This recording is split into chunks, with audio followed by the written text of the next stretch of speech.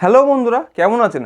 আজকে যে ভিডিওটা আপনাদের করে দেখাবো সেটা হলো কীভাবে একটা সুইচের কানেকশন করতে হয়। তো বন্ধুরা, আর সময় নষ্ট না করে চলুন ভিডিওটি শুরু করা যাক। আর আপনারা ভিডিওটা লাস্ট পর্যন্ত দেখবেন। এবং